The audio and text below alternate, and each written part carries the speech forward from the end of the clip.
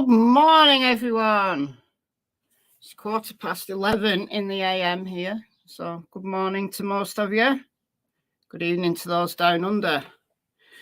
All right, so I woke up to a very interesting live stream that I'd missed overnight my time, which was JLR Investigates interviewing a neighbour of the PROUDFOOTs.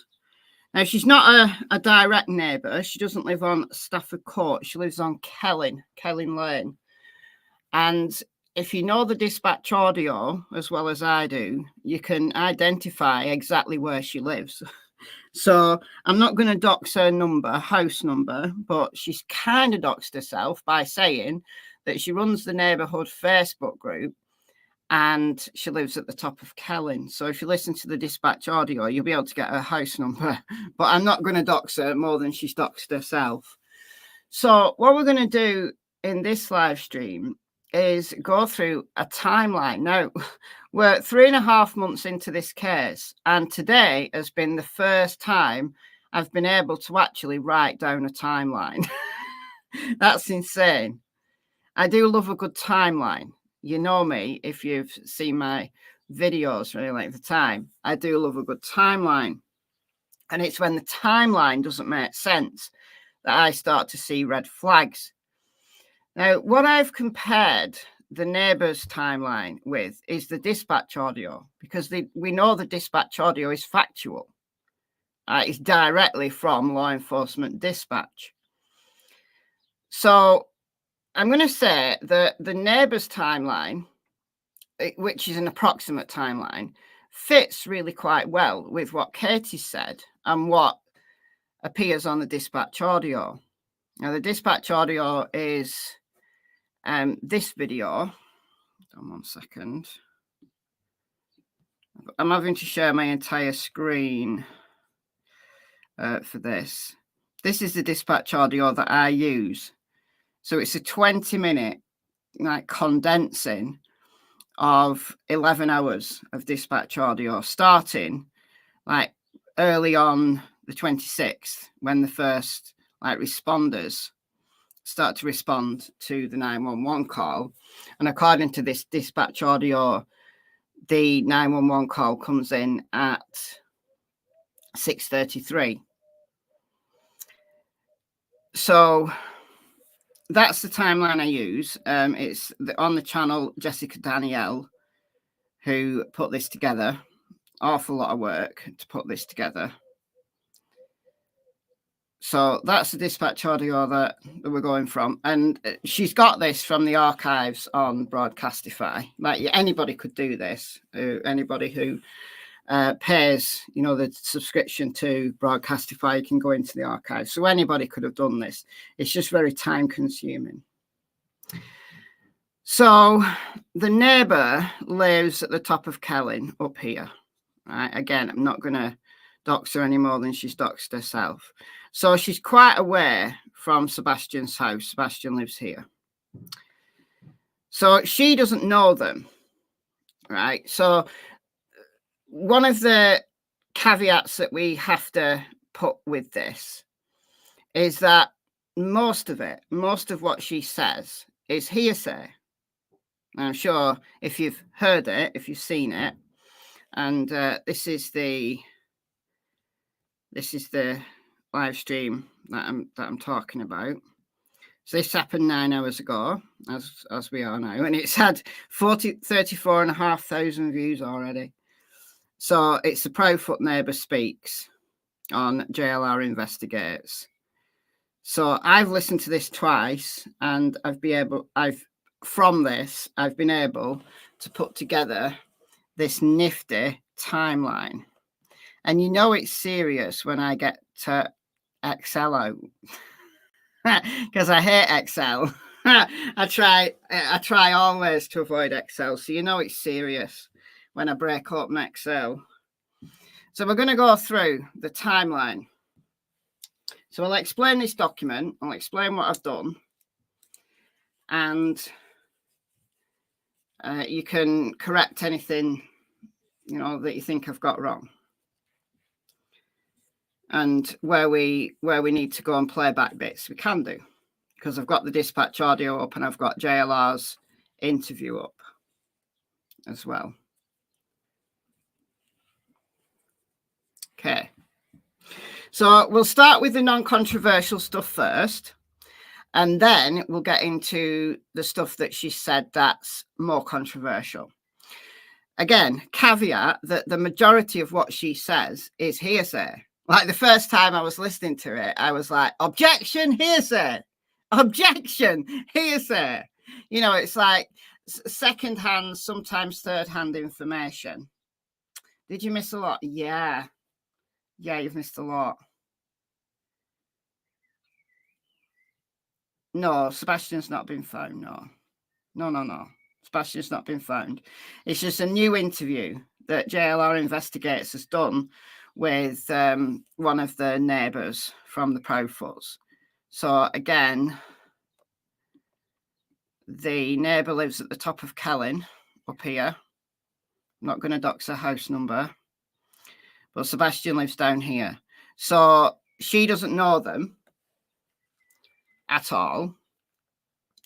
And however, she's got friends on Stafford. So she knows the woman whose camera filmed the trash truck, which is this house here on this corner. And what you'll see in my Excel document is that I refer to neighbours like with nicknames, because obviously I don't know any of the names, and nor would I want to kind of talk about them, you know, name them or say exactly where they live or anything like that. But you'll see that there's a cross neighbour who's the neighbour across from the PROUDFOOTs. You'll see Stafford neighbour, who's a nondescript neighbour who lives on Stafford somewhere. And then there's this neighbour on the corner. So I had to listen very, very carefully to try to work out which neighbour was which. So the majority of what she's told JLR is from these other neighbours that she's friends with. There's actually very little that she knows herself. The stuff that she does know herself are stuff relating directly to that day, because she had her sons like informing her of stuff as it was happening. So we'll get into that. And it's actually, I think, one of the sons that's actually on the dispatch audio, that they see a young man walking through the construction site. So the cops are like, oh, we've seen someone, you know, who must have been like broadly the same age as Sebastian. But then you hear one of the cops say, no, he's helping us. He's helping us. And I think that was Kellin neighbour's son, because he was helping them. And he actually witnessed Max dive into the retention pond. So the stuff that I think her and her family witnessed, I think is truthful. The hearsay stuff, like from that she's got secondhand from other neighbours, I'm going to take it with a grain of salt. I'm not saying it isn't true. I'm just putting a question mark by it, because it's hearsay, secondhand, and it may have been told to her sometime later. So you've got, you know, memory plays tricks on you. Like you fill in little gaps with stuff that you think you know. So unless it's like happening right there, right then, you just heard about it later. I'm less convinced that it's absolutely 100% the truth. I'm not saying anybody's lying. I'm just saying the way that memory works, you know, sometimes you can get things confused, or you can add stuff in later that you could swear down it's truthful, but it's actually, you know, a connection between your memory and then something you've heard. And I do think some of the stuff is very much what she's heard on social media. Honestly, I think some of it is her opinion based on social media. And I do find it very interesting, the timing of this. Given all the furore of Seth yesterday, talking to allegedly with Brittany, which I did a live stream about yesterday, so go and check that out. I'm not going to revisit that, but that's created quite a bit of controversy, like what Seth said. So it's very interesting that this neighbour has come out now who's kind of negative towards Chris and probably suspicious of Katie. No, I'm not calling her a liar. No, not at all. Wigs and fluff. I'm not calling her a liar at all. No. If you listen to what I said the stuff that she witnessed and the stuff that her sons witnessed on the day, I believe that to be truthful. But the stuff that she's heard secondhand from other neighbours, she's probably heard that since, like, you know, people talk. And when you have those kind of conversations, it's like the game of telephone. Nobody's lying, but memory isn't it's not a photograph. It's not a video. Memory is a connection between what you saw and what you heard with also other things. That's just the way that memory works. So it doesn't mean that anybody's lying. It just means that when you get stuff second and third hand, it may have morphed a little. Just perfectly naturally. That's what everybody does. Why do you think in court cases attorneys go objection hearsay? Why do you think hearsay is not allowed? It's not allowed as testimony. For that very reason. And then I think there's a third issue, which is the stuff that she's heard since from social media. I think she's incorporated that into her story as her opinion. So when she's talking about, you know, some of the later stuff that she talked about, it's very much her opinion.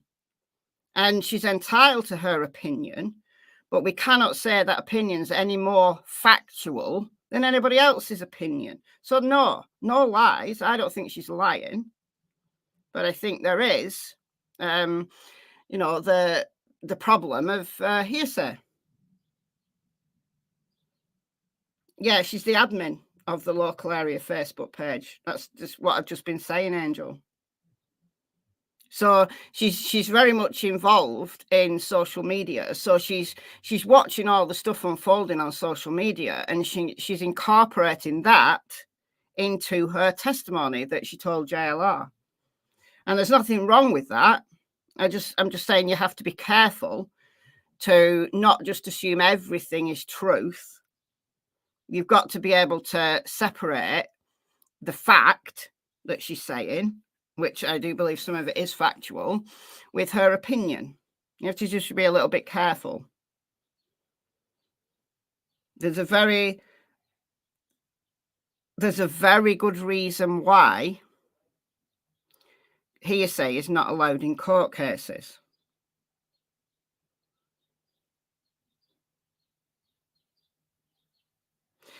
All right. So listen to my words and don't assume what I'm saying. All right. So we'll start with the non-controversial stuff. And I've color-coded this. So there's only one green entry, which is around 6 a.m. So where you see the little squiggle there, the squiggle, that squiggle means approximately. All right. So at approximately 6 a.m., Katie realizes that Sebastian isn't in his room. So we've heard that on multiple occasions. Katie has told that on multiple occasions. So that's the only green entry. And that's from Katie and Chris, multiple interviews. Right? She's always stuck to that around 6 a.m. she went to wake Sebastian up and he wasn't in his room. The red entries are from the dispatch audio, which is on Jessica Danielle's channel, as I've already said. You make a great juror. Yeah, I was a juror. I was the jury foreperson on a murder trial here in the UK in 2020. So I think I made a great juror. All right, so the dispatch audio is this on Jessica Danielle's channel. Oh, thank you once again, Purple AJ. You're so kind. You're too generous. You're getting too generous at this point. So we've got Tori, Christy, Maribel, Electro, sorry. Cheryl, Jessica, Vintage Twist, Shelley, Kitty Cats, Heather So. I think that's it. Welcome, you guys. So you guys get a monthly membership. Go and check out the members area. There's some cute puppy pics on there, courtesy of the wonderful Purple AJ. Thank you, thank you. All right. Where was I? All right, so the red's dispatch audio, and then the black is from the neighbour. So in this document, I've called her Kelly neighbour. So we're going to go through the non-controversial stuff first, and then we'll double back and look at the controversial stuff, because there's some stuff she said that we've never heard before. So we need to make a point of discussing that. But we'll go through the non-controversial stuff.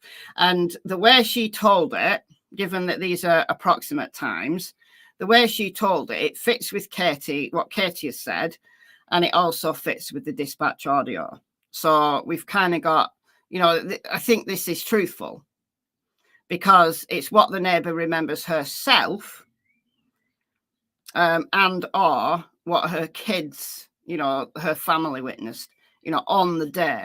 So I think this is the most truthful, factual information, and it's not controversial because it's backed up by what Katie said, and it's also backed up by the dispatch audio.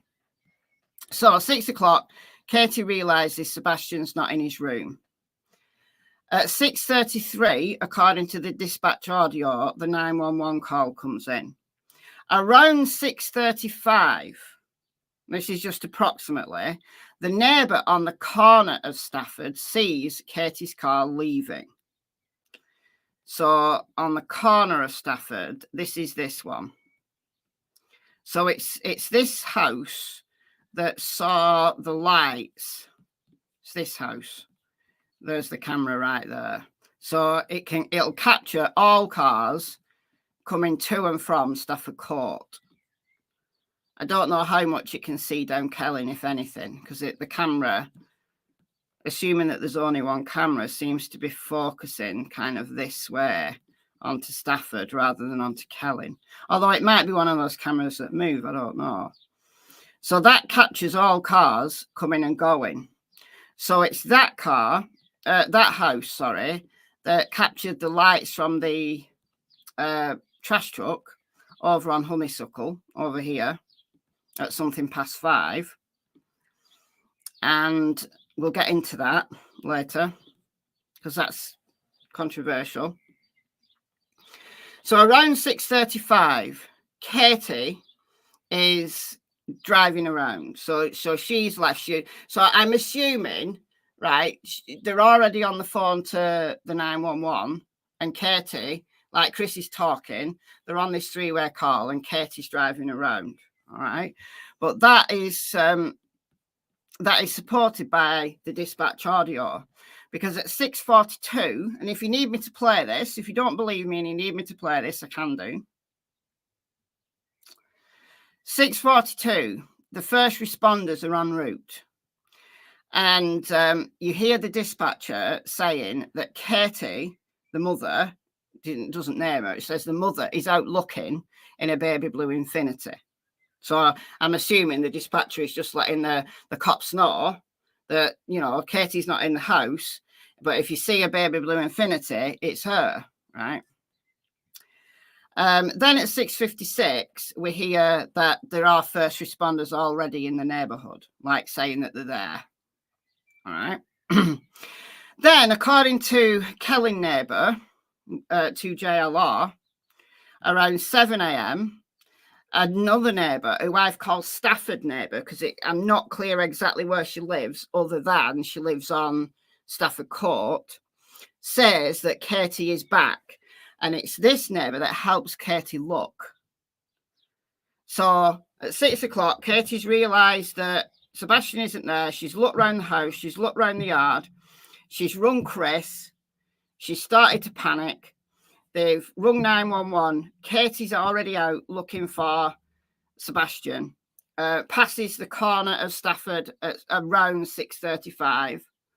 So maybe she went up Stafford first, maybe came back, and then went round to go to the school. All right, and while she's out, because the school's just literally around the corner, so you can drive. If you get the map up here, you can actually drive into the school. So this is the school here. Just turn this round. You can actually drive around the school. So maybe she drove around the school to see if he was there anyway. You can, I think it was Dolly Vision that drove into this area. You can kind of drive round. So I think she probably kind of drove around there, and then she was back by 7. And then the neighbour, who I've called Stafford neighbour, because I don't know exactly where she lives on Stafford, but she's a friend of Kelly neighbour. She saw Katie like out the front, like panicking, looking. So she helped Katie, like look around the house again and look around the yard again.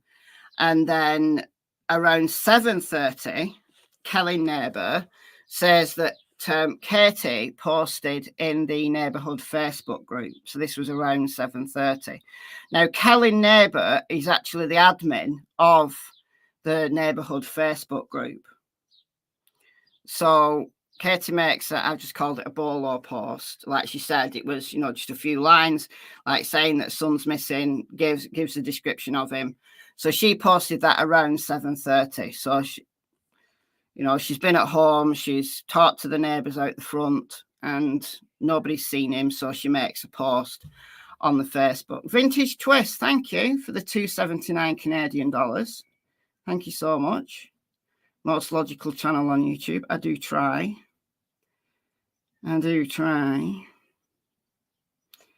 Yeah, law enforcement does know exactly where she drove. Yeah. Okay. So then go back to dispatch audio, and it's at 7:50 that you hear Max's handler out of breath saying that he tracked to the construction site and dove straight into the water, the retention pond. So Max is the German Shepherd. He's with the first responders. So he's tracked up Kelling.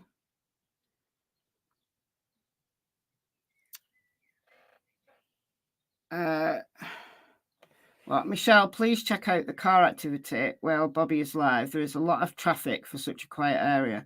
Car in particular has very unique headlights and taillights. Well, we don't know where she's sitting, so she might be sitting in an area that has more traffic. Just because she's sitting in a car doesn't mean she's at home. So I don't know. Why would Katie leave to drive up to the school and search? Because she's probably assumed that Sebastian's got up early and walked to school, given that it's only round the corner. So it's exactly what I would have done. I'd have probably been a little bit annoyed, thinking, "Oh, I bet the little rotters walked to school."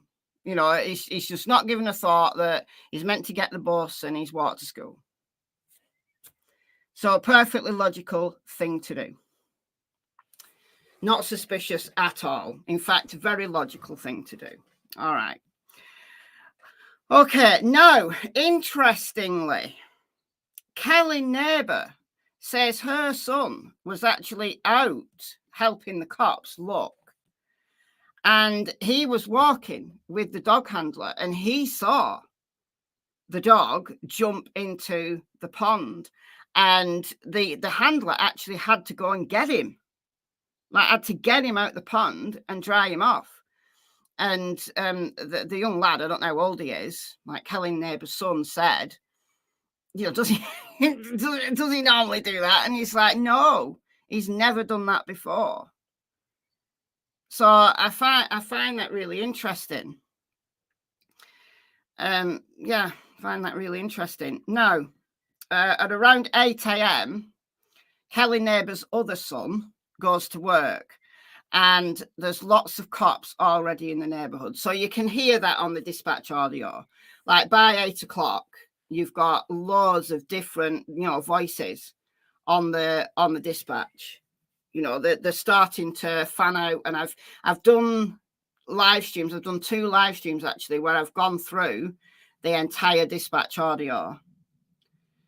And gone through it with a fine-tooth comb and really, really listened to everything that they've said. So we do know that it was a very, very busy morning. From 8 o'clock, it was chaotic. They started doing door-to-doors. They were searching people's yards. They were going inside crawl spaces. There was they even checked out one of the caves on Long Hollow. It was just a massive effort. Then around 8:30, Kelly neighbour's other son, presumably it's the son that's helping. I don't know how many sons she has.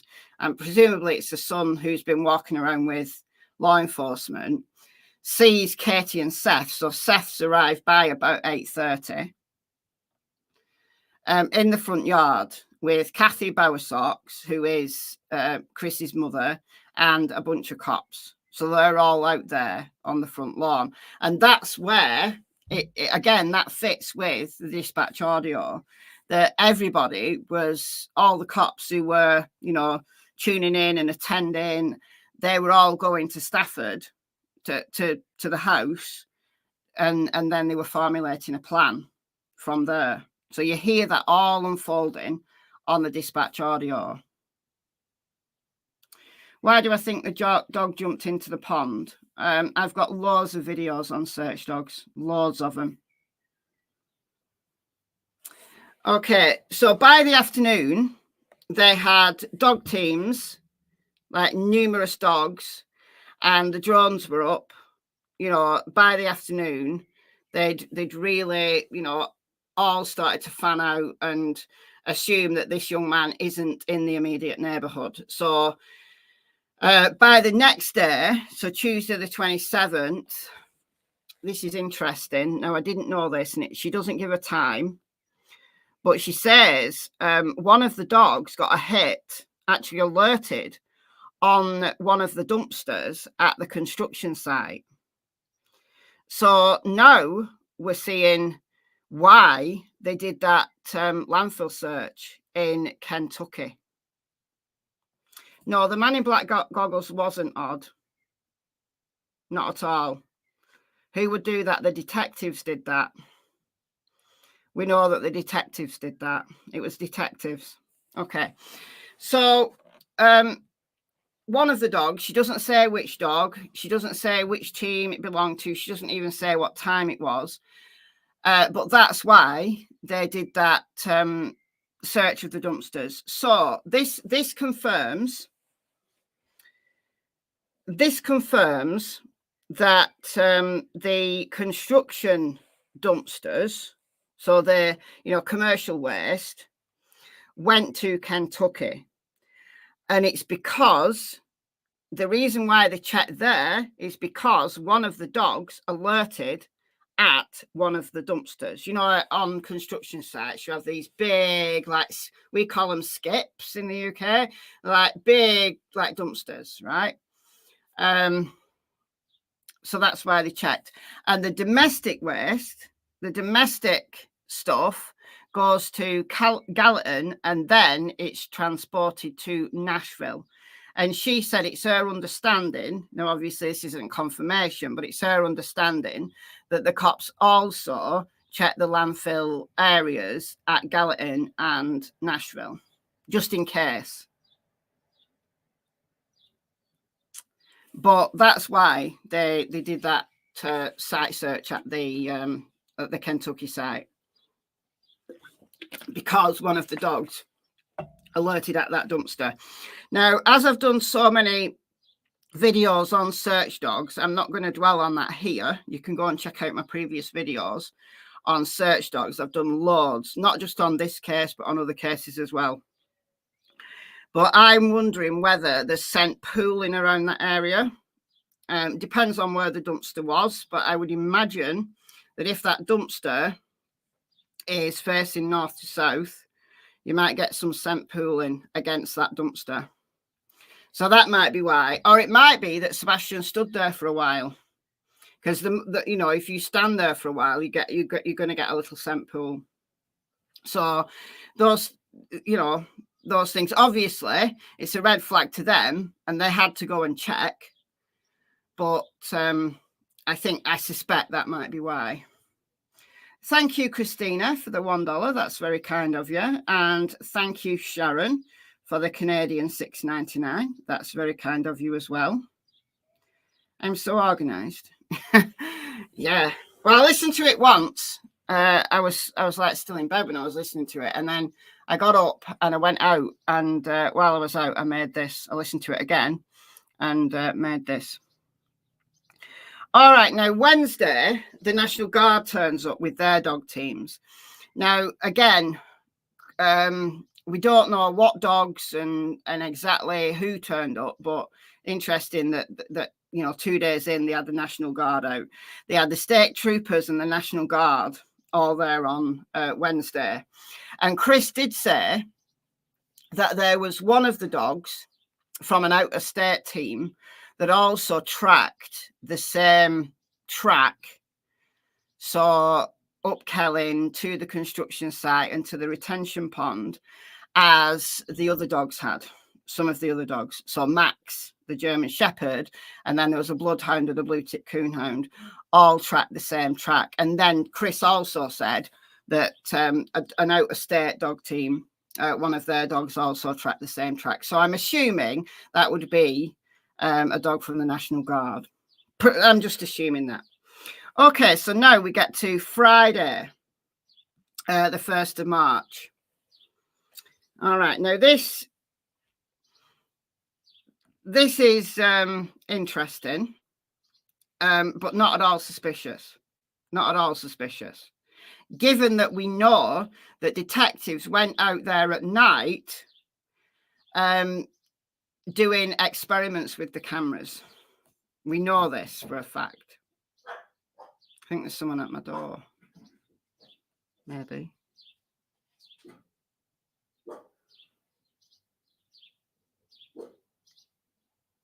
Maybe not.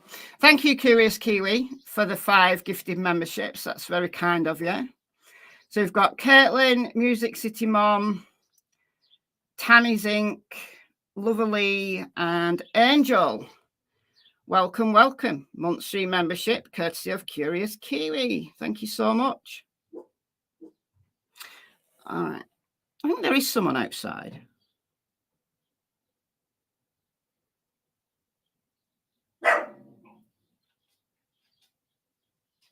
I don't know whether I can be asked to go in looking.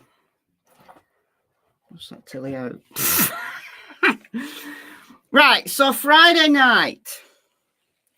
So again, this is the neighbour's sons, who I think one of the sons comes in and says that there's 2 people walking up Kelling, like it's dark.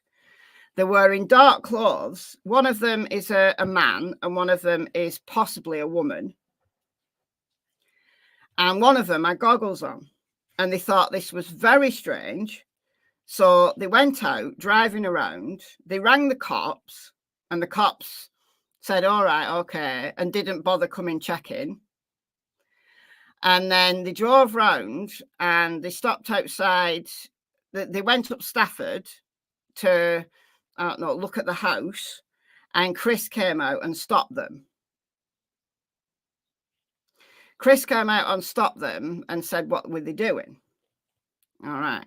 Well, they're out nosying, right? They're earwigging, trying to work out who these people are walking up Kelling Lane. Well, I can tell you who they are. They're detectives, because teams of detectives from the FBI, so agents from the FBI, did experiments with the cameras around the neighbourhood to see under what circumstances would cameras pick up people. And we know that the results of those experiments was that the cameras going up Kelling do not pick up people in the dark wearing black.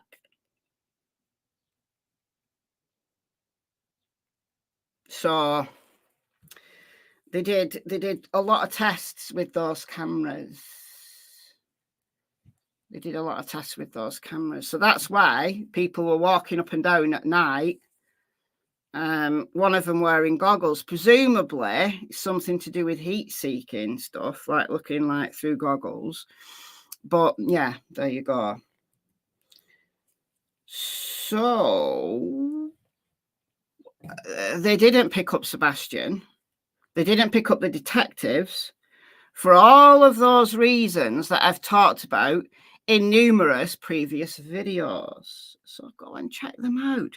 And the reason why the cops wouldn't have turned up to check out these suspicious people is because they knew full well who they were. And of course, they're not going to tell the neighbours that there's detectives out there in the night doing experiments on cameras, because if one of the neighbours was a suspect, you know, if one of the neighbours actually was responsible, because at this moment in time, they have no idea what has happened to Sebastian. They've no idea whether he's been a victim of a crime, right? So they're going to do this quietly under the dead of night, and they're not going to want to spook any of the neighbours and tell the neighbours what they're doing in case one of them's a suspect, and they then try to, I don't know, change their cameras or something. So, of course, the cops aren't going to turn up or confirm with the neighbour what they're doing. So there you go. Not suspicious at all. And this neighbour made a big deal of it, pissed Chris off by driving by his house in a truck. Anyhow. All right. So the sources here, Jessica Danielle, and again, I can play any of this if you want me to go through the times in any more detail. I'm going to get onto the controversial bit in a minute, Buttercup Baby. I can play any bit from the dispatch. You can play your bits of JLR if you want, but that's non-controversial. So from 6 a.m. onwards, that's non-controversial. We know all of that stuff happened, and it's nice to see that the neighbour's testimony to JLR actually fits nicely with the timeline that Katie has given us, and also the timeline from the dispatch audio from the 26th of February. So that's good. Right, now let's get to the controversial stuff. So Sunday, 25th of February. So I started it at 6 p.m. because honestly, I don't care what they were doing in the day, really. Odd question. Are they able to use sonar or LiDAR to search the caves? Well, sonar's for water, so no. LiDAR, no, I don't think so. They usually send cameras in if they can.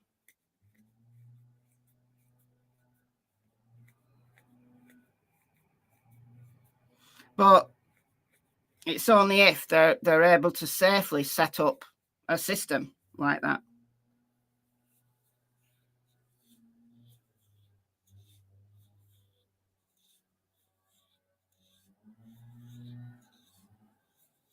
So, all right, this is controversial. So, don't care what they were doing in the day, honestly, because, you know, it's a Sunday. Katie's not working. She's on her own with Sebastian. Why wouldn't she want to go out for the day? Why? So they went to the shop. They went to the bowling place to play video games because Sebastian likes the video games there. They went out to dinner. Nothing to see here. Okay, now a cross neighbour. So we've got Kelly neighbour, who's the woman who spoke to JLR. We've got Stafford neighbour, who lives on Stafford Court, but I don't know exactly where. We've got corner neighbour, so neighbour on corner. And now we've got a cross neighbour. I need to give them numbers. So a cross neighbour is the person who lives across from them. Now, I don't know. Like she said, it's the one on the left-hand side. So it depends whether it's the left-hand side as you're looking at the house or you're looking from the house. Because if you're looking from the house, then the left-hand one is this house. If you're looking towards the house, then the left-hand one is this house. But it's the one who can see, like their cameras can pick up lights from Sebastian's house. It's that one. I mean, it doesn't really matter which one it is, but it's the one that had the camera that can pick up lights. You feel like you're in the TV show Neighbours. I know. I know. So it's either this house or this house who's a cross neighbour. Not a cross neighbour, not like an annoyed neighbour, but the neighbour across the road. Okay, so according to a cross neighbour, who's a friend of Kelly neighbour, she saw Katie coming home around 6 p.m, but she didn't see Sebastian because Katie drove straight into the garage, which she normally does. She just drives straight into the garage. So this is where I think the neighbour's opinion comes into it. This is what I started to get a bit annoyed with this neighbour, right? Because I was oh, she's full of facts. She's bringing the facts, and then I think she started to seep in opinion, and that's when I started to get a little bit annoyed at her. I mean, we all have opinions. Look, this is 3 months down the line. Of course she's going to have opinions. We've all got opinions. It's perfectly fine for her to have an opinion and to voice an opinion. Absolutely fine. But again, like I said at the beginning, we've got to be a little bit cautious and try to deduce what's actual fact and what can be verified, what's supported by other evidence. And then what is her opinion? She's entitled to that opinion, but let's not confuse her opinion with fact. Just like you shouldn't confuse my opinion with fact, and you shouldn't confuse your own opinion with fact, because you very often do. You start to think because it's your opinion, then it's a fact. No, very different, right? So she did start to seep in, I think, with some opinion, or maybe stuff that she'd seen online, like she started saying, like, there's no proof Sebastian got home, and, there's nobody saw him. No one even saw him on the Sunday. She started saying stuff like that, which might be true, but just the way she was saying it, it was clear to me, at least, that she was using a little bit of opinion in there rather than just fact. All right. Okay. So at some point in the evening, she doesn't know the time, a cross neighbour's camera picks up someone. So we know it to be Sebastian, but it was just a silhouette. Now, Seth did say that he couldn't make out who it was, but the way it walked did look like Sebastian's kind of gait, but he couldn't see the face. And apparently on the camera, because it's so far away, it's just a silhouette. Now, the only reason why it's seen at all is because if we go down to street level, and I risk getting this video removed, Sebastian would have walked down the driveway with the trash, because the trash has to kind of be on the side of the street. The only reason why it would have picked up a silhouette at all is because there's two lights here. So I've talked about this at length in videos and live streams on the cameras. So it's picked up a silhouette because this area is lit up, at least somewhat, right, by these two lights here. But the rest of the house, like from the front door, you wouldn't be able to see someone coming out of that front door at night because it's so dark. And the neighbour, Kelly neighbour, actually did say it's so dark out there at night that you can't see anything in front of you. I'm assuming that she means like when there's cloud cover and there's no light from the moon, it's completely dark. There's no street lights at all. So unless neighbours have these, you know, lights on their own properties, which some of them do, which light up, you know, maybe the immediate area around their house, then there's absolutely no lights, which is one of the reasons, obviously, why the cameras didn't pick up Sebastian. The other reason, as you'll know, if you've been watching my camera videos, is because the cameras are too far away from the road. Like some of them are just Ring cameras. So not going to reopen that, but go and check out my videos on that. Right, so that's that. So sometime in the evening, a cross neighbour's camera picks up someone we know to be Sebastian taking out the trash. Right. Then it gets really confusing. And I had to go back and I had to listen to this several times to try to work out exactly what she was trying to say. So I think I've got it right. However, if you heard something different, then let me know and we can listen to it together. So she says around 10 p.m, a cross neighbour's camera picks up a light in Sebastian's room. So Sebastian has his light on at 10 p.m. Okay. And then around 11:30 p.m, Katie told one neighbour, so this is now third hand. So we don't know which neighbour, but one of the neighbours, Katie told one of the neighbours, who then told Kelly neighbour. So we're third hand now. Right. So Katie told a neighbour that she was studying, so the evening of the 25th, after, you know, she got home, she was doing some studying. She was dozing on the couch. She was just generally doing stuff. And of course, we know she was on the phone with Chris. So she's just, you know, going about her daily life. She's on the phone with Chris. She's dozing on the couch. She's doing a bit of studying. She's doing whatever. Anyway, she told one of the neighbours, who then told Kelly neighbour, that she'd fallen asleep on the couch. She woke up around 11:30 and Sebastian was still up. Sebastian was still up at 11:30. So is this the point where she said she told Sebastian to go to bed? Because it was a little bit confusing, like the time's confusing. I'm not going to dwell on it.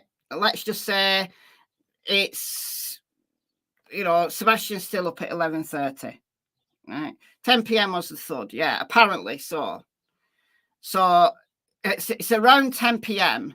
that Sebastian's light was on. So presumably, Sebastian's messing about in his room with his light on. Katie hears a thud. She tells him to be quiet or to whatever she tells him to do. And then she falls asleep. So she's dozing on the couch. You know, we knew she was dozing on the couch because Chris said that, you know, it was nearly midnight and he told Katie to go to bed because she was falling asleep on the couch. So again, we've got some corroboration, kind of, although this is second-hand, third-hand information. So I'm not going to take this as fact. I'm going to say it's interesting, but I'm not going to say it as fact. All right. So Sebastian's still up at 11:30. Now, Katie told the neighbour that she told Sebastian to go to bed. All right. And Sebastian's light goes off. Now, this is all caught on a camera. This is all caught on the camera from across the road. I don't know how a camera can pick this up, honestly. From across the road, I think there's some a little bit of elaboration gone on here, honestly. I think there's some elaboration gone on here, I think. So apparently, according to a cross neighbour, where are the dogs at this time? What? The Proudfoot's dogs, presumably in the house. Why would they be anywhere else? I don't know. They might have gone to the pub for a beer. I don't know. This has the main hearsay, but taking the bins out was fat. Oh, yeah, taking the bins out was fat, yeah. So Michelle has sort of reversed opinion. No, I don't. I've got exactly the same opinion as I always did. So I haven't reversed opinion. Pincho, I don't know how you would think I would have reversed an opinion. I've always thought that Sebastian took out the trash. I've even put it in here, bracket Sebastian, because I know it's Sebastian, but that's not what the neighbour said. So across neighbour's camera picks up someone, i.e. Sebastian. I'm even going to put i.e. Sebastian taking out trash. So we've always known. What are you doing? Go away. We've always known that happened. What I'm saying, you couldn't see Sebastian taking out bins, so that is reversed. No. I have said what Seth has said.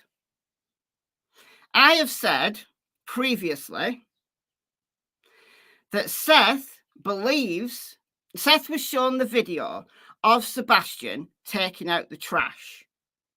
Now, go back to the interviews with Seth and check my words here. That Seth said that he was shown the video of Sebastian taking out the trash. He couldn't see the person's face. He can't be sure it was Sebastian. However, the way the person walked looked like Sebastian. So absolutely no reversal at all, because all it's doing is saying that's what Seth said. I personally believe it was Sebastian, but I haven't seen the video. But given that was Sebastian's job, and given that Sebastian has, according to Seth, a distinctive walk, then I'm going to say that was Sebastian. Also, now we've got a new little snippet of information saying that the across neighbour's camera picked up someone that I know to be Sebastian taking out the trash. It is a fact, Pincho. It's a fact that someone took out the trash. We know that person was Sebastian, so that is a fact. All right, moving on. You might not want to think of it as a fact. I think of it as a fact. All right, what isn't a fact is this, because this is second to third hand information. It's hearsay. Now, I'm not saying it isn't true, but I'm saying that there has to be a question mark over information that's second or third hand. There is a very distinct reason why you don't allow hearsay as court testimony, because memory is fallible. Memory is subject to change. It's not a photograph. It's not a video. Memory is a concoction, a set of connections between the neural networks in your brain. If you want me to do a whole video on the psychobiology of memory, I will do, but believe me, it's very boring and very dry. However, all right, so this neighbour, the neighbour who allegedly says that Katie told her that she'd fallen asleep, woken up, Sebastian was still up, and she told him to go to bed, right? And then she went to bed. Now, across neighbour's camera apparently catches, I need to put that in. So across neighbour, across neighbour's cam sees. Okay. So across neighbour's camera sees Sebastian's light go off.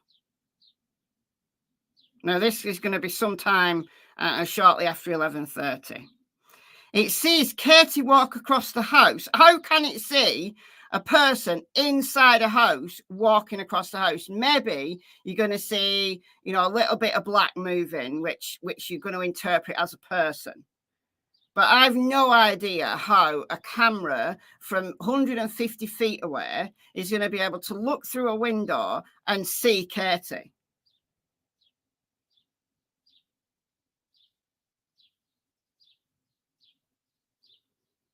then wouldn't Katie saying the person taking out the trash is Sebastian would also be hearsay? No, because that's her testimony. That's directly her testimony of what she saw. That's not hearsay. Hearsay is when you have second or third hand, you know, something someone else told you, something that someone else said they saw. That's hearsay. From a legal standpoint, if you watch trials, you'll understand hearsay very well, right? Because the judge will always stop you. If one of the lawyers doesn't object, the judge will stop you, because hearsay is not allowed in court testimony for a very good reason. Which is why I don't assume hearsay to be fact. It doesn't mean to say that it isn't truthful, but I don't assume it as fact. Okay. All right. So Katie, this magic camera sees Katie walking across the house. Her light goes off. So presumably the living room light goes off. And then it sees someone, a silhouette, looking out of the window. That may have been Sebastian getting up. Yeah, the silhouette was after the camera saw Katie walk across the house.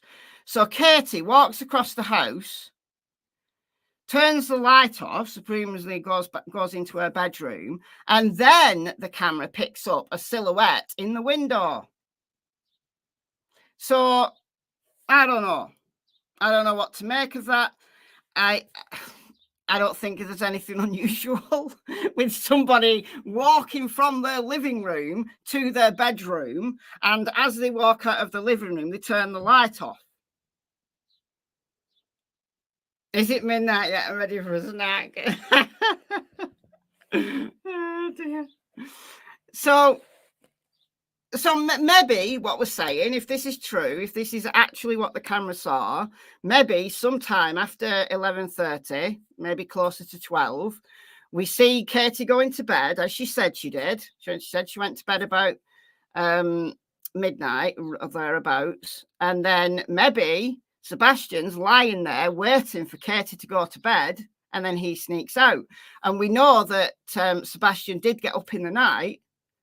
We know he used to, eat stuff in the night. So maybe that's what happened. Now, this is the really, really controversial stuff. This is the really controversial stuff. And I genuinely don't know what to make of this. Genuinely do not know what to make of this. So the neighbour is alleging that there's 2 flashlight incidents.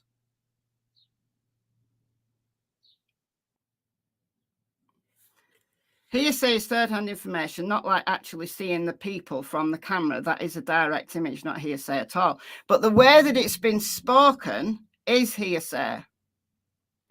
So the fact that a cross neighbour has told Kelly neighbour this, that is hearsay. Because then Kelly neighbour is telling JLR, that's hearsay. So we haven't seen the actual camera footage. And neither has, presumably, Kelly neighbour. So it is hearsay. You thought Katie's bedroom was at the back of the house. It's not about Katie's bedroom. It's about the living room. So she's on the couch in the living room. So you're going to see the light in front of the house. So you see Katie passing the living room window. The light goes off. And then presumably Katie has walked to the back of her house to her bedroom, which the camera can't pick up.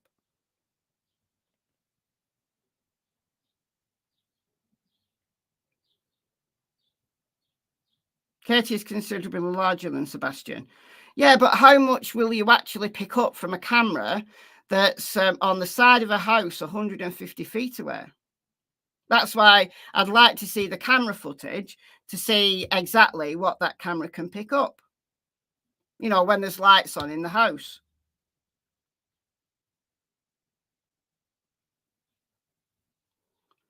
All right. So this is the really controversial stuff. So this neighbour is saying that there's actually 2 flashlight events. 2 flashlight events.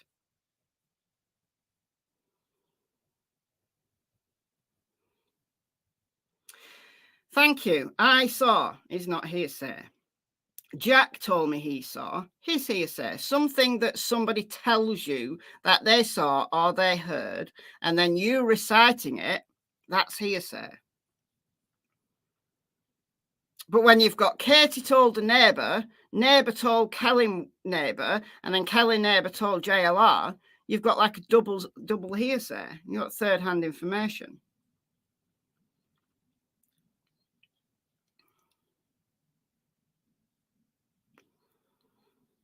He was carried out a door from the garage. How, Tina? How was he? How was he without this magic camera seeing?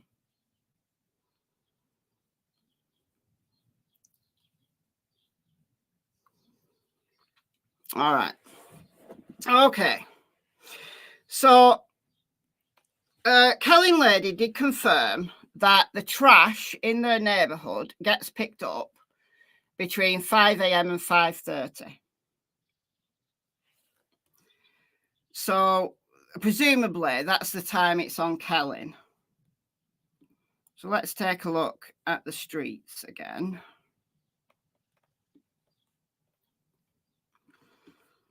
So, she's saying that the trash up Kelly gets picked up between 5 and 5:30. So, it gets picked up on the way up the street, and then it drives back down. So, presumably, it picks this stuff up, maybe, goes up Stafford, picks that stuff up, and then goes up Kelly and picks that stuff up.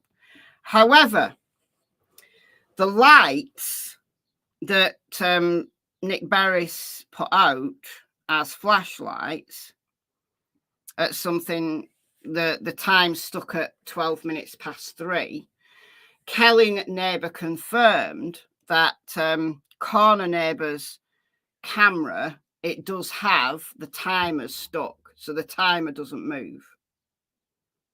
All right. But we have seen this video. Now, the video is from this camera here. And it captures this light here. Maybe that light, but one of those lights. It captures the light on this house up here. And then the moving lights are on the hill, because Honeysuckle Drive behind these trees is on a hill. So that's the what Nick Barris called the flashlight video, but actually it's a trash truck. And we have actually got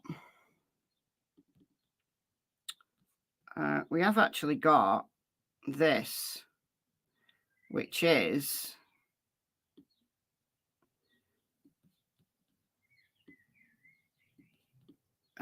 that's what that camera sees. So the camera here,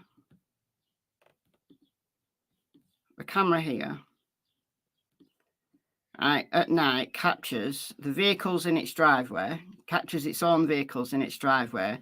Presumably it will capture lights that drove by on the road. It's captured this light, it's captured a light up here, and it captured a moving light up here. But this is what it actually looks like. So you have to twist it a bit and say, all right, that is the light on the corner house opposite. Those are lights further up the road. And then along here, there was those lights, that light that was moving that we all thought was flashlights. Because actually, what Nick Barris gave us was this. This is all Nick Barris gave us.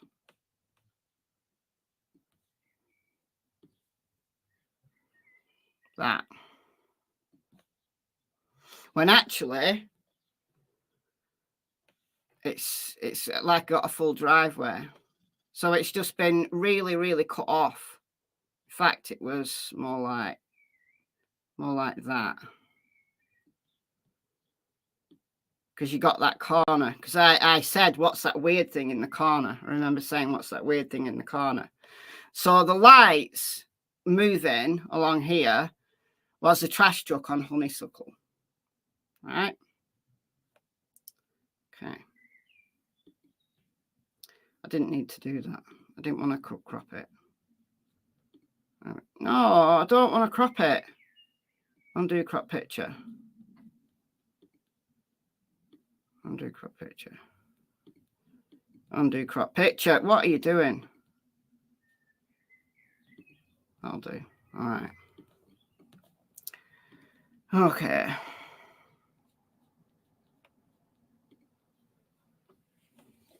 However, dun, dun, dun, the neighbour now, Kelly neighbour, get rid of that. Kelly neighbour now says that there are more lights. There are more lights that actually happened about 3:30 a.m. So it's not the trash truck lights. The trash truck lights happened when the trash truck was about between 5 and 5:30. But no, around 3:30 a.m., there was an unidentified car sitting on Kellin. It's just sitting there on Kellin Lane. And there were flashlights seen from this camera, walking between the yards, if you can believe that. If you can believe that. And JLR kept going back to it. If you listen to it closely, JLR tried to, he was like, so it's not the trash truck. And she was like, no, it's not the trash truck. And then she said, actually, there's two events. She said the 5 to 5:30 event was the trash truck. So the lights that we've seen moving on that video Nick Berris let out was the trash truck. However, according to Kelly neighbour, now choose to believe it or not, and I'm on the fence, I don't know what to believe. I do believe that the 5 a.m. was a trash truck, but I don't know what to believe regarding this latest information that around 3:30 a.m. an unidentified car was sitting there on Kellin, and there were flashlights seen walking between the yards. Now, I don't know whether it's between, so you see, it depends what this camera can actually see. Like when it's dark. Now, obviously, we know it can pick up lights. It's picked up lights around the neighbourhood, so we know it can pick up lights. So if there's flashlights moving around in here, I think it probably could pick them up, unless it was, shielded by trees. Now, of course, it's February, so most of these trees wouldn't have leaves on. It'd only be the evergreen trees, whichever they are, that would have leaves. So they're apple trees. That looks like maybe witch hazel. My witch hazel plant died. Anyhow, my apple tree's going strong. We had high winds last night, and I've noticed some of my little bitty apples have fallen off. They're like, it had little tiny bitty apples, and they're on the ground. Some of them have survived.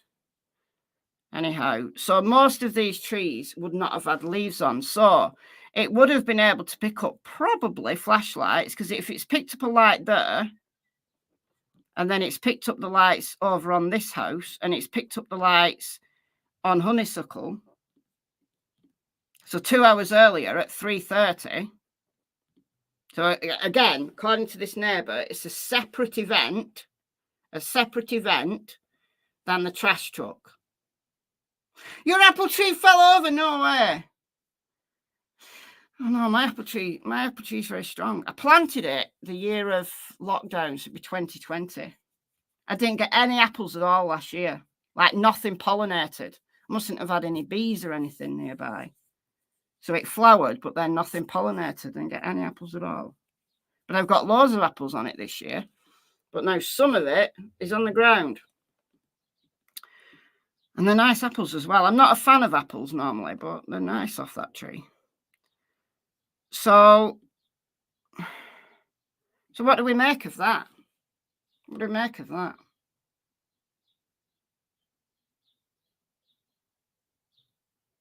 What do we make of that? Is it conceivable that the lights that we've, discounted need to be put back on the table?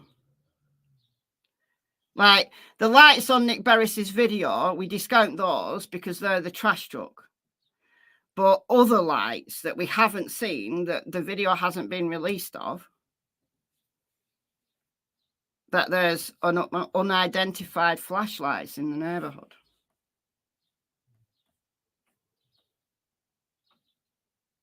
She said that you see the trash truck pull up by the camera in the second event, so that confirms it wasn't the trash truck. Yeah, that's the second event though. So what I'm saying is what we've seen, all we've seen is at 5 something, all we've seen is this tiny amount of stuff here, that's been released. A minute and a half of data was released of something moving across the screen here. And that's the trash truck on Honeysuckle. Yeah, of course, this same camera will have picked up the trash truck going by to pick up the trash on Stafford. Of course it will. But we haven't seen that. We haven't seen that.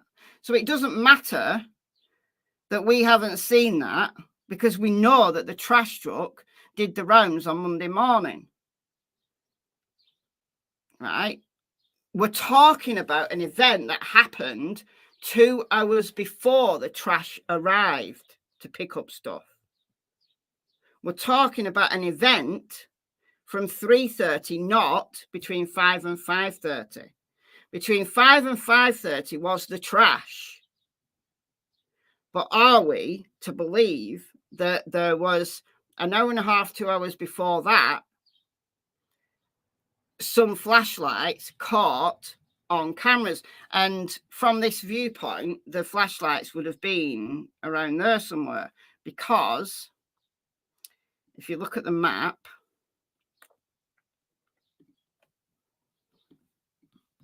all right, so it's picked up this light. It's managed to pick up this light. Or maybe it's on this house, I'm not sure.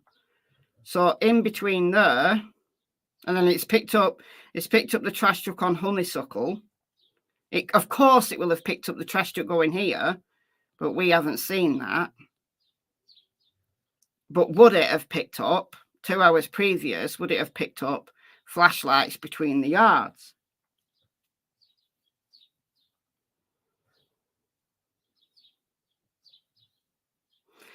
Because we're going with flashlights, now we're going to assume he was kidnapped, right? Well, potentially, yeah. If he went out to meet someone. Now, if there's an unidentified car that's on Kelling, that's sitting on Kelling somewhere,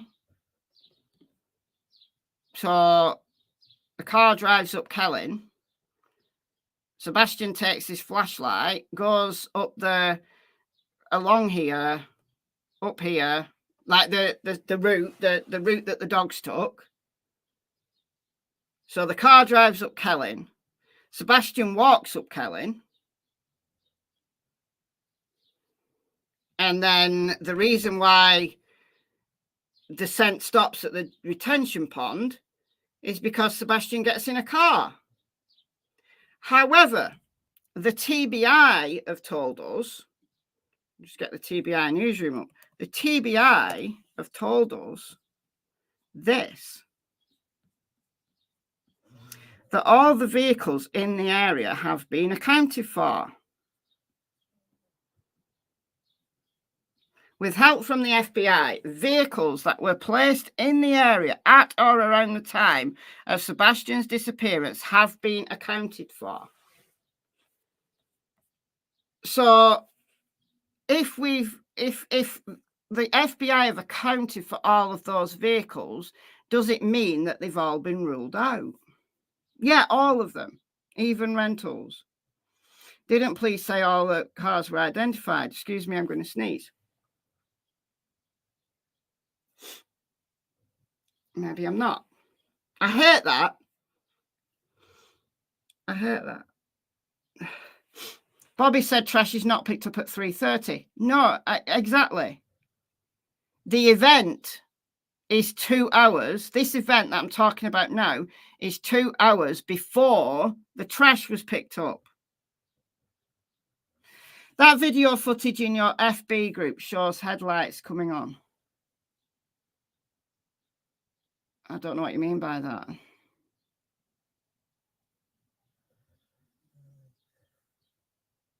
Because we've only, you'd have to share it again.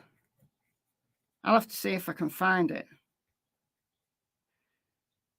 Yeah, exactly. The trash pickup is between 5 and 5:30. I don't really see why this is difficult. So between 5 and 5:30, the trash gets picked up in the neighborhood. And that trash, the domestic trash, goes to Nashville. Well, it goes to Gallatin and then Nashville. So the lights that we've seen on Nick Berris's video from something past 5 was the trash truck on a honeysuckle. We can discard that because we can explain what those lights are. However, the controversial thing is Kelly neighbour is saying that 2 hours before the trash came, there was an unidentified car on Kelly Lane just sitting there, and there were flashlights in between the yards. What camera was said to pick up? The same camera. The same camera. This camera. This camera. The same camera as that picked up the trash truck. This camera sees everything. This camera sees everything just the way it's positioned. So it sees anything moving from Stafford. So again, I keep saying that this camera is crucial because this camera, like if Chris had turned up in the middle of the night or Katie had gone out in the middle of the night, it would have picked them up. Just like it's picked the trash truck up. It will have picked the trash truck up going past, picking up trash here. But the little bit of video we've seen is actually the trash truck on honeysuckle. So maybe it picks up honeysuckle first and then comes here. I don't know. I don't care which way around it goes. But we're not talking about that. We're drawing a line under that. What I'm saying is 2 hours previous to the trash truck arriving, Kelly neighbour says this same camera, picked up a car on Kelly, right, and flashlights between these yards. So, are we to believe that Sebastian came out of his house around 3:30 with his flashlight, because we know he had a flashlight, so comes out and does the route that the dogs found? Right, so Sebastian's walking along with his flashlight. This camera picks him up, doesn't pick him up, but picks up his flashlight. So Sebastian, let me get that. So Sebastian comes out of his house. Right, this is the route that the dogs took. Comes out of his house, comes across the yard, like the neighbour's yard, diagonally. So this camera on this corner house would pick up the light.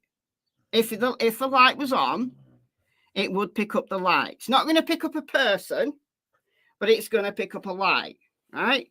So it picks up the light of Sebastian walking along. Then Sebastian goes up Kelly, turns right onto the construction site, then chucks another right to the retention pond. Max dives into that pond. They drain the pond. That law enforcement walks the pond. Trey from Knock Divers walks the pond, and there is no Sebastian. Sebastian's definitely not in the pond. But Max is so excited by the strength of that scent that he jumps in. Okay, right. There's also scent on a dumpster, next to a dumpster.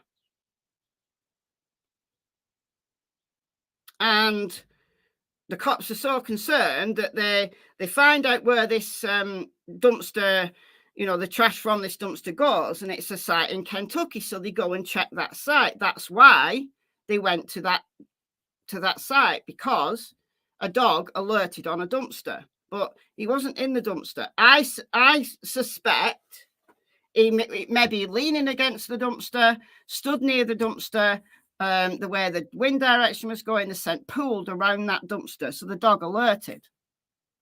However, that kind of fits.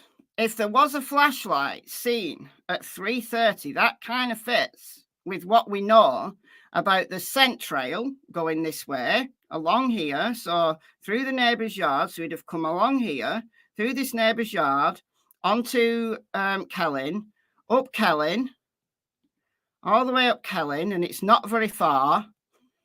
For people who say it's a massively steep hill, there's no way a kid would be able to go up here. He walked up there, along there, you can't get through there.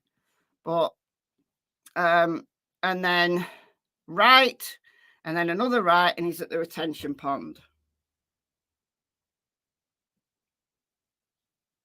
So what are we to believe? Because the TBI on the TBI newsroom have told us, with the help of the FBI, vehicles that were placed in the area at or around the time of Sebastian's disappearance have been accounted for.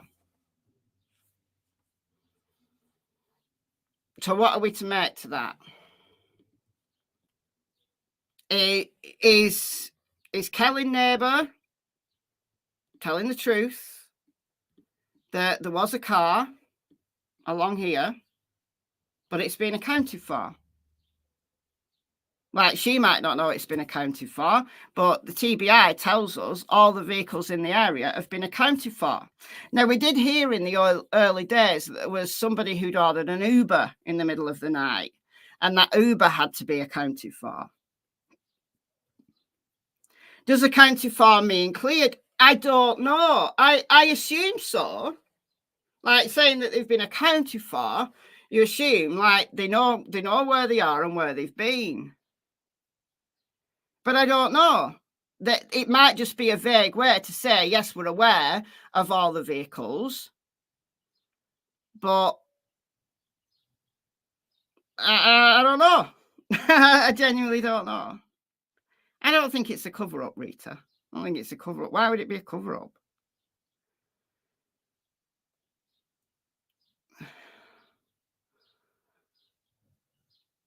Where was the dumpster? On the construction site, but I don't know exactly where. Because this construction site looks different now anyway. Because this is from July 2023. So these houses are built now. We'd have to go back and look at some of the old footage. You know, there was people who drove. I don't know how many people actually drove right back here, though. Like, I know some people drove around this area of Willow Bend, which is all houses now.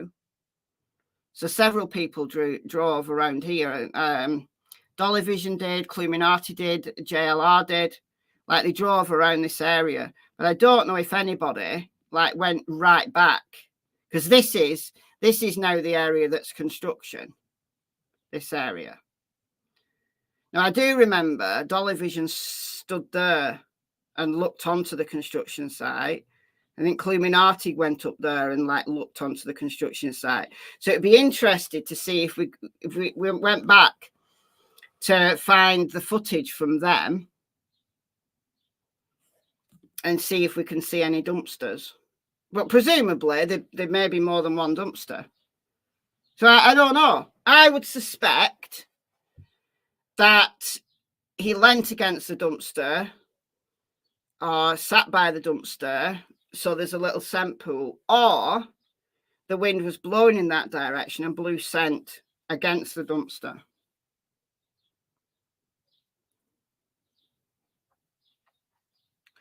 In JLR, it seemed like the neighbour said the video we saw wasn't the trash truck video. I think she was confused, but that's why I think JLR went back to it. And I think they were talking at cross purposes, because she said, no, there's a different like event. So the trash comes at like 5 something, but this was 3:30. Yeah, maybe looked in the dumpster, just messing around, maybe. Like, you know, if you're talking to someone, you lean against something, don't you? So if there was someone else there, you know, you might just be leaning against the dumpster. Now, if the dumpster was really near the pond, maybe that's why.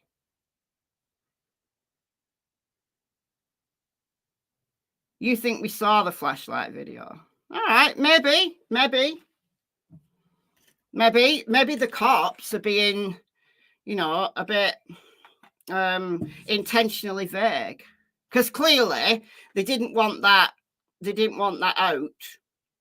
But it's Seth who said that he's seen the video and he's seen that camera in the daytime, so he's seen exactly where those lights were when you look at it in the daytime. So it's actually Seth who's convinced me that was actually a trash truck on Honeysuckle. And then Chris confirmed it with Grey Hughes as well. So it's them. I mean, law enforcement have never come out and said it's the trash truck. They've told Seth and they've told Chris that it's a trash truck, but they've never told us. Like when Nick Barris asked Eric Craddock that, like, directly, face to face, he said he wasn't gonna confirm. So they're obviously withholding that information for a reason. What that reason might be, though, is anybody's guess. So I think what we can confirm is that there was trash picked up on the Monday morning. All right. Whether or not we've seen the lights on Honeysuckle is somewhat of a moot point, because we know that there was trash delivery. So some lights that would have been caught on cameras would have been the trash truck. What is the controversial bit now is, were there people out and about at 3:30? And could that relate to the disappearance of Sebastian Rogers? That's the bit that is the question mark. Or is this neighbour confused? I mean, I don't know. And we're never going to hear from law enforcement. They're never going to tell us, you know, because all they've said is all the vehicles in the area have been accounted for. So that's what they're prepared to tell us, that they've all been accounted for. Does that mean they've all been cleared? I would assume so, but not necessarily. Not necessarily. So an unidentified car sitting on Kellen. All right, well, okay.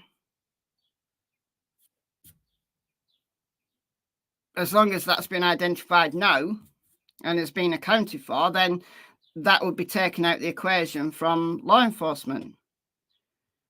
But maybe there is a vehicle that they've accounted for, but they suspect that they haven't cleared. Like, they know what vehicle it was, but they haven't cleared it. And then the flashlight walking between the yards, well, was it one flashlight? Was it more than one flashlight?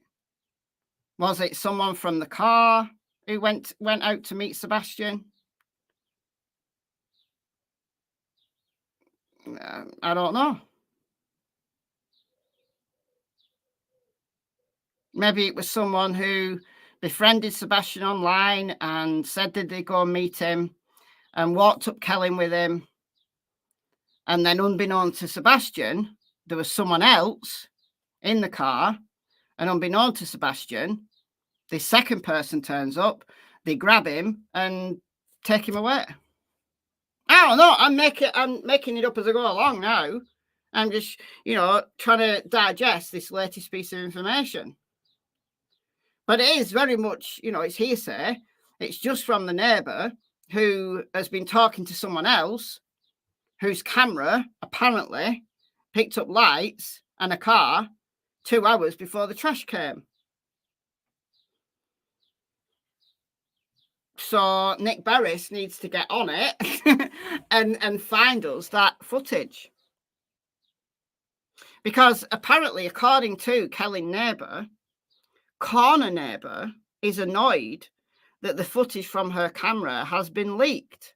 But who leaked it? It's got to be someone from her house. Because surely only her house has access to that camera footage.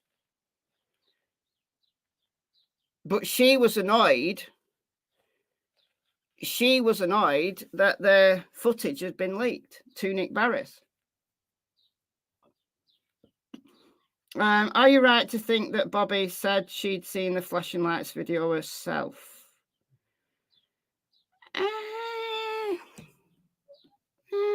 Hold on, let's play it. Circling back to my first theory, it kind of is, yeah, kind of is. Because I'd taught myself away from the possibility that someone's met Sebastian, and then the reason why there's no scent after the retention pond is because, well, he was taken away in a vehicle.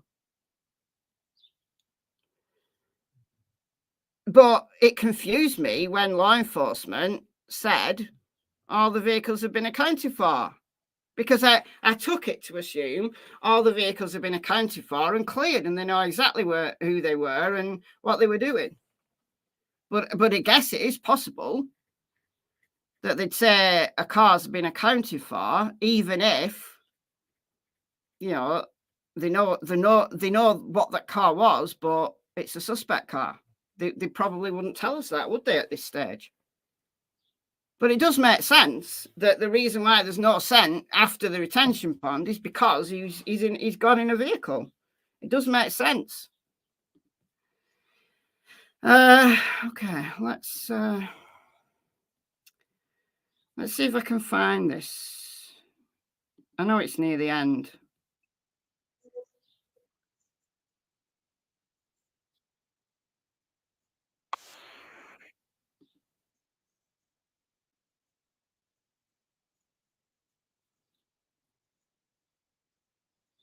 Can you hear that?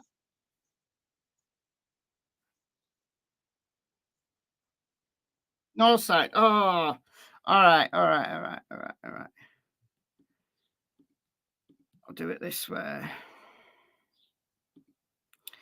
Right, you should be able to hear it now. Just a second. Footage from what I'm being told from my neighbors that saw stuff on the footage, and I no. So she said, "Can you hear it now? Did you hear that?"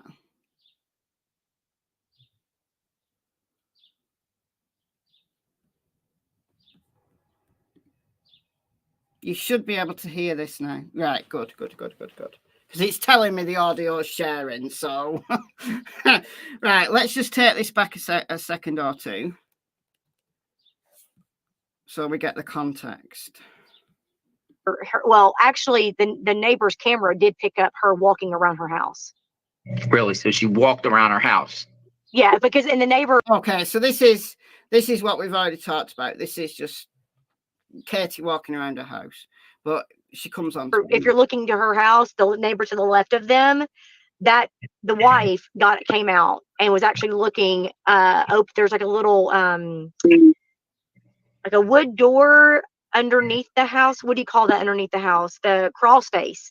They actually opened up that door and were looking in the crawl space together. And so they were looking. But as far as outside of the neighborhood, I've never seen them. And they've never, no, not that I'm aware of. I mean, I asked my kids, and my kids said they had never seen her, never seen him. They did see Seth was out there a couple of times, and looking in the sewage areas. And I mean, they had dogs everywhere. They had drones everywhere. The question is, what are they doing with whatever evidence they collected, and what are they doing with the surveillance cameras? Because what I'm told that neighbors saw, they're denying. They're denying. Yes. Why? Why is that? There we go. So what she's been told. So what neighbours have told her about the surveillance, things that they saw on surveillance, the cops are denying. Who's Bobby? She is Kelly's neighbour. This is the woman who lives at the top of Kelling. So in my chart, I've called her Kelly's neighbour because she lives at the top of Kelling. But she's friends with corner neighbour, whose camera is at the corner of Stafford. She's also friends with a cross neighbour who lives across from them, who lives across from Sebastian's house. And there's also Stafford neighbour, who is a different neighbour, but I don't know where she lives. But they're all friends of Kelly neighbour, who lives at the top of Kelling, who had an interview yesterday with JLR. I do find the timing of this interview, given all the stuff that came out and all the furore about Seth, I do find it interesting that this person has finally come out and spoken after 3.5 months. But anyway, the way that she's talking, it's the neighbours all talking about the things they saw on their surveillance that the cops are denying. You bumped my video in the FB group, so all right, I'll have a look at that in a second. Exactly. I don't know. That was what I asked. I have no idea. See, I don't understand. What I find interesting, Miss Bobby, is, you know, I was up there, what, a week and a half later, and then we were searching, and on that federal property, and there was a dog hit, and law enforcement didn't even go out there to look at all. Is that? Yeah, I think that was that dog hit from the United Cajun Navy. I think it's because they knew. That I think they know more than they're letting on. And that dog hit because a homeless person had died there. Let me just find the bit about the lights. Oh, yeah, it was all over our Facebook page. So they knew. Absolutely. Absolutely. Well, if they were in and we had planned it a week before, so it's not like. Well, that's the vigil. They talk about it earlier, but he goes back to it. For them, I do not believe they had security. Started the searching all over again, and they also reenacted the whole. Then Katie's SUV, and then the police, or then the school bus, and then the police. So there was no other car that ever drove up Stafford. Type of deal? Or, yeah. Interesting, but nothing seems like, well, got their evidence and got something out of that, possibly. If they did, they're not telling us. They're not. How's the neighborhood now? I think it's getting better. I mean, I'm noticing a lot of neighbors are getting out more and walking dogs again and talking. And I think people personal business. I just don't want to be that you guys are being super quiet about this, because it is still an investigation. However, if this kid was kidnapped, don't you think you might want to tell us so that we can kind of lock our kids up and, you know, be safe or whatever? And she, instead of her, and I guess is, you know, again, part of the investigation, she said, well, you should always do that. That's interesting. Yeah, they have a responsibility. I mean, if one of their theories is Sebastian got kidnapped, and they never said Sebastian was kidnapped. But there was there were no cars that came up their street and then left up their street and left. The only car that was ever seen was the one that was on Kellen, that parked on the corner of Stafford and Kellen for about 3 or 5 minutes, where the flashlights came towards it, backed up and left. And then the trash truck, and then Katie's SUV, and then the police, or then the school bus, and then the police. There you go. So those are the only vehicles that were caught on that camera.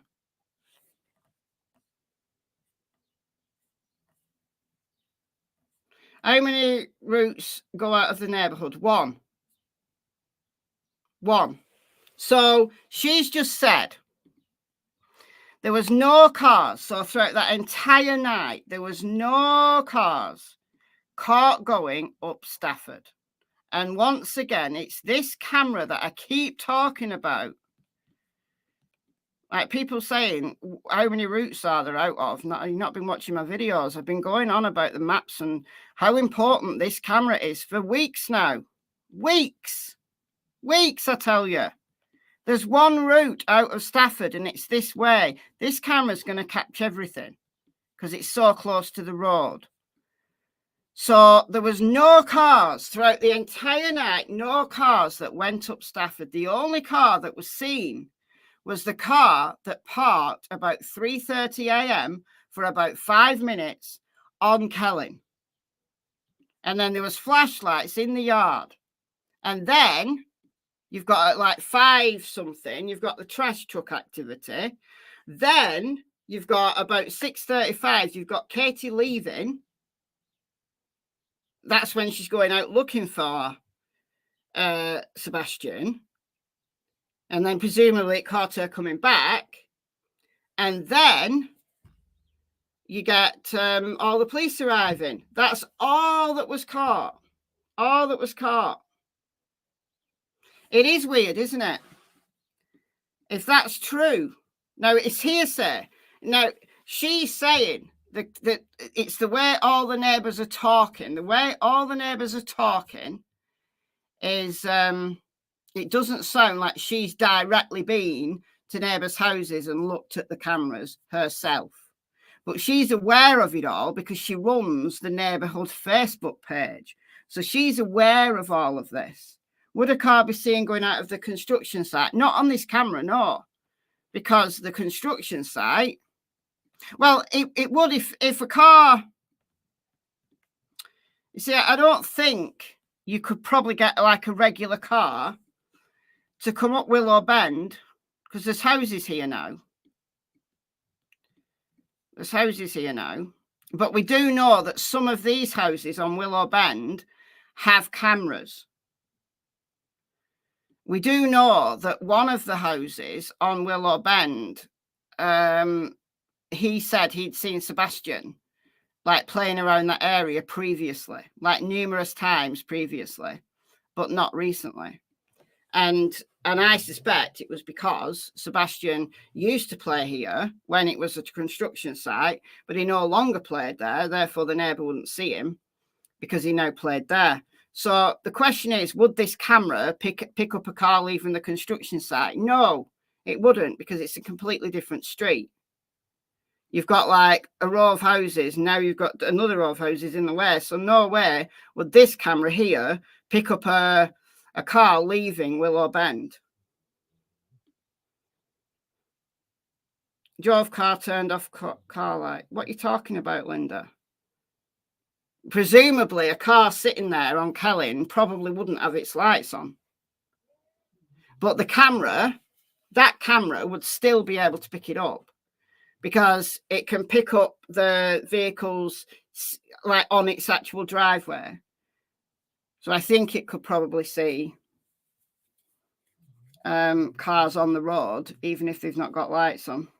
What it can't see is people walking about on the opposite side of the road unless they've got a light. So was the car an Uber booked for the airport run? I don't know. It could well be that vehicle that was parked there for 3 to 5 minutes was an Uber waiting for someone to get ready to go to the airport. Perfectly possible, because we do know that there was an Uber.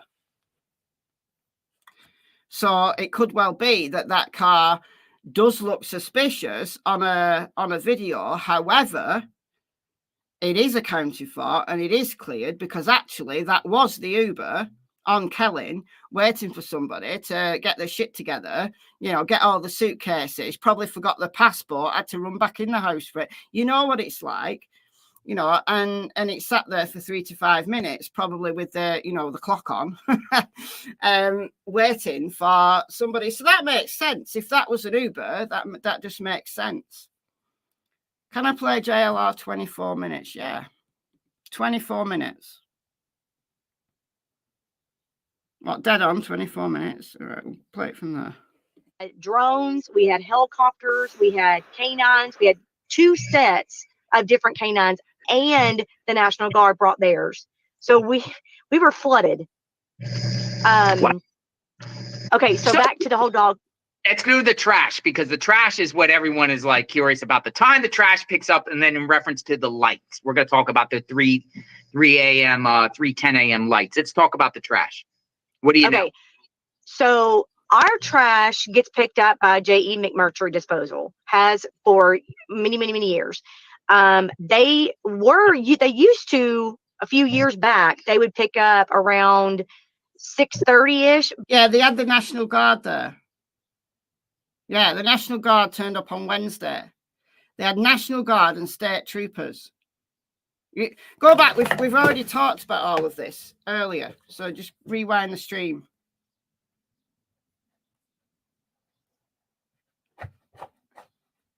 Right, so Ellie is lying about not being seen on camera. Okay, who not being seen on camera? No, we don't know. We don't know if anybody walking about in the area is Sebastian. We don't know that yet. We don't know that. And we've only got this neighbour to say that anybody was walking about with a flashlight. We've only got this neighbour's word for it. But we don't know if the car on Kellen was the Uber. We know there was an Uber, but we don't know if that car was the Uber. We don't know.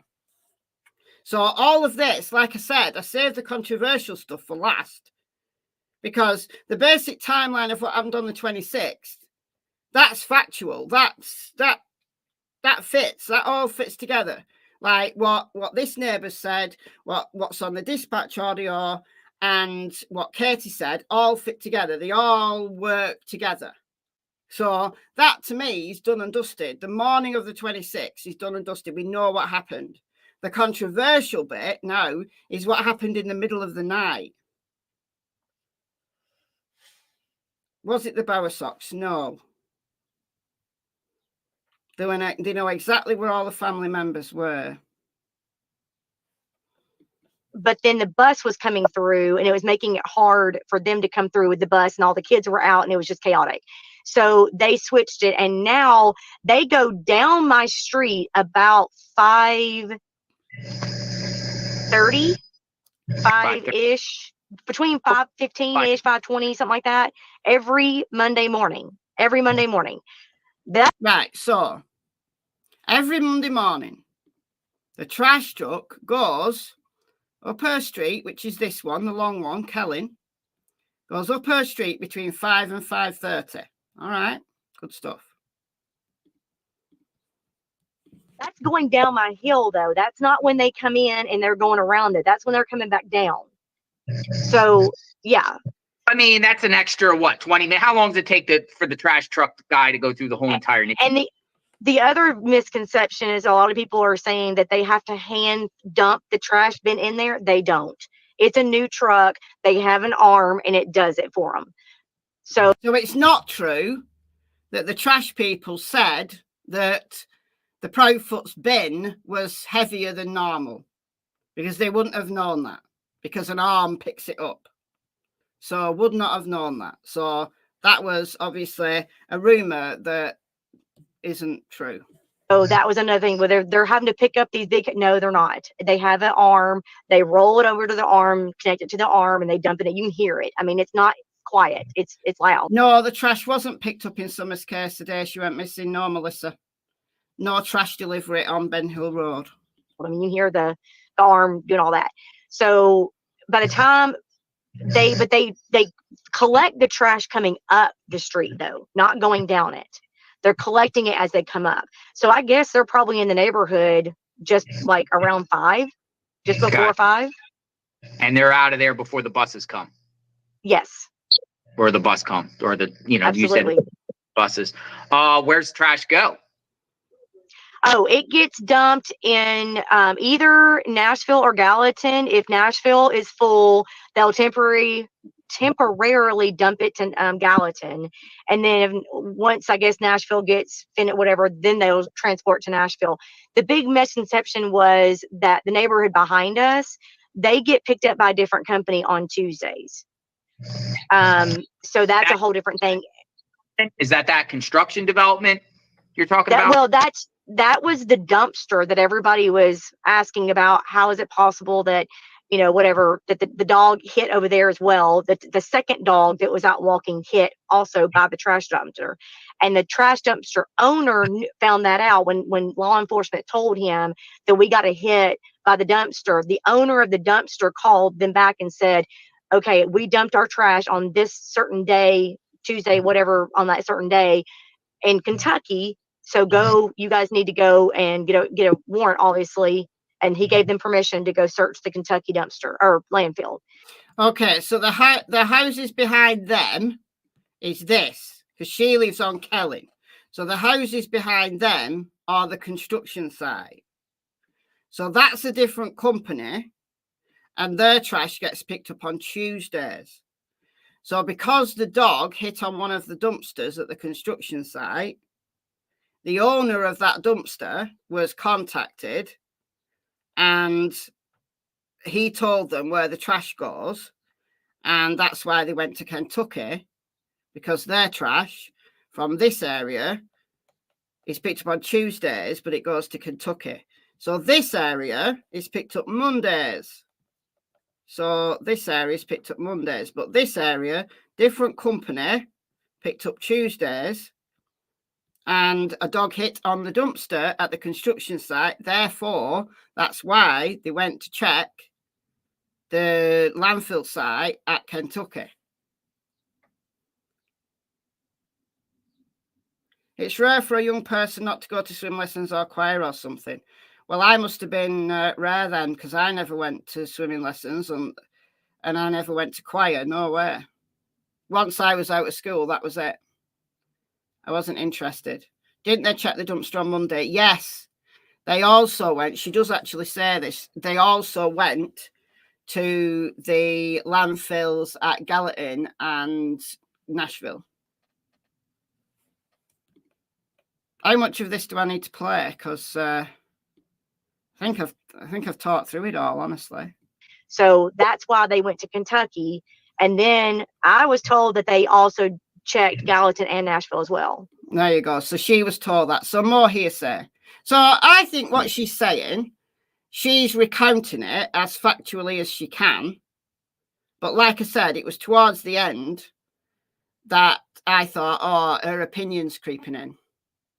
So lots of really useful information here. Lots of really useful information.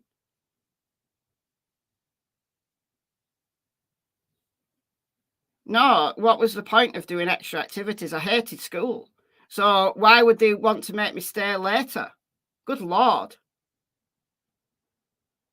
Once it was 3:15, our bell went. Once 3:15 came, that was it. I was gone. I was gone. And I think there are a lot of kids like that. Her interaction with CP is scary. You must be easily scared. My cat's name is Karen. You probably don't want to come and live in my neighbourhood, because I'm probably scary. Because I don't mince my words if someone pisses me off.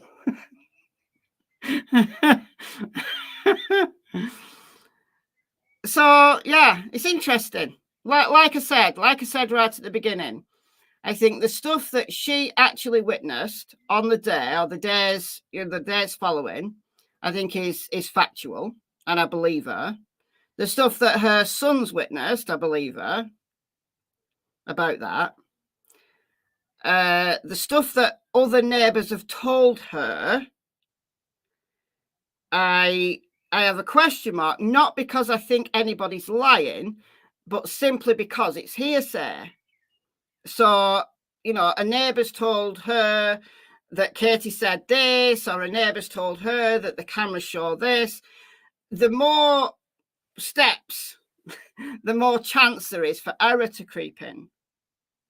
Me you know, not meaning to create an error, not meaning to tell a lie, but just memory is fallible. So when it's hearsay, I always, it's not that I don't believe it. It's just that I always have that little question mark there. And then when she starts talking about, you know, the later stuff, her opinion starts to creep in that I think she's heard on social media. So let's not confuse her opinion, which she's very entitled to. Of course she is. Just because she lives on Kellen Lane and she lives on the next street to the PROUDFOOT doesn't mean she's not entitled to an opinion. Of course she is. Everyone's entitled to an opinion. However, let's not confuse the stuff that's factual with the stuff that's her opinion. Yeah, someone's friends with everyone in the neighbourhood. Yeah, she runs the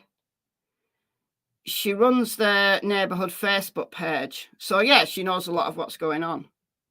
She's a mod for Seth's Facebook group. Is she? Now that is interesting. Straight talker. Where have you heard that? That's very interesting. Very interesting indeed, because I did say I got a little bit, not with a little bit, doesn't take away from any of the factual information she's given, but I did get a little bit of a, you know, my hackles raised a little bit when she started to interject her opinion in, because I thought, it's interesting timing this, you know, all the controversy that Seth created yesterday, you know, that we talked about yesterday. And then we get this neighbour coming out who's clearly anti-Chris. I mean, she's not so much anti-Katie. I think she's very anti-Chris, though. Does he cross the pond? How deep is it? Apparently, it was about knee deep before it was drained. No, it's a Facebook group. So it's not Seth's Facebook group. It's set up by Seth's team. Seth's team have a Facebook group, which I recently took myself out of because I got that mad with it. I think maybe I've got one Sebastian Rogers Facebook group still hanging on in there, but I've left all the rest. Yeah, Seth Circus. It was an absolute circus. But if she's a mod on that Facebook group, well, that's interesting. But how do we know that? I assume it's easy to check because you can just go to the Facebook group and check who the mods are.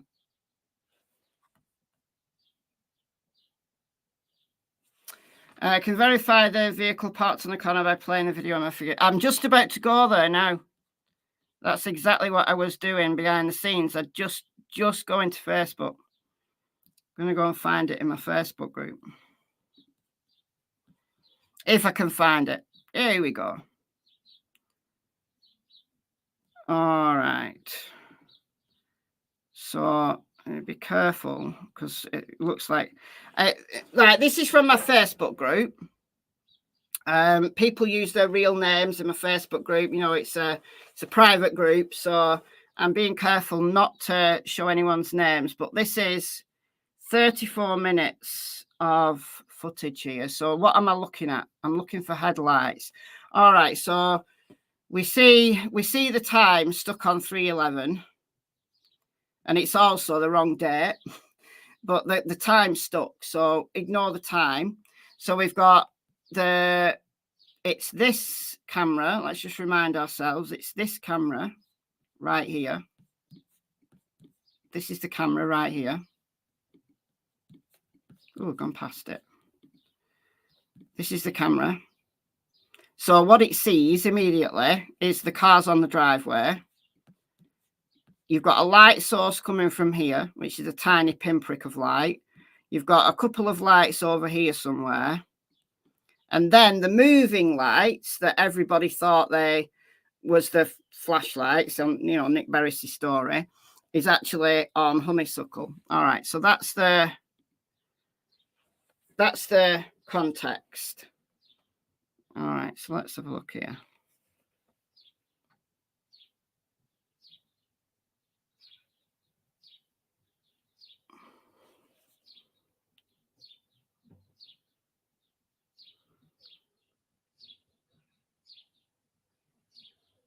Who's doing? I'm not doing the zooming. I'm not doing the zooming. Someone else is doing the zooming here. So what am I looking at?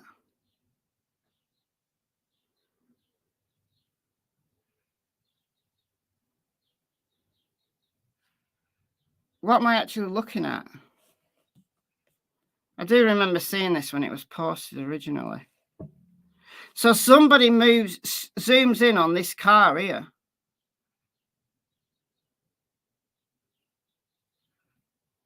So you've got a light that turns on here.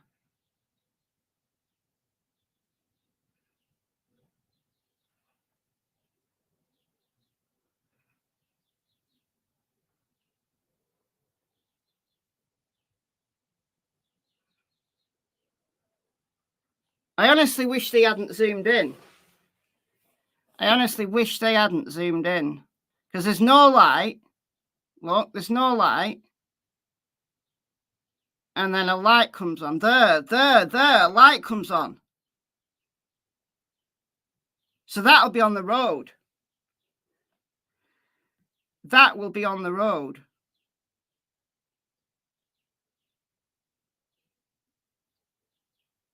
Why did this person zoom in? It's very annoying.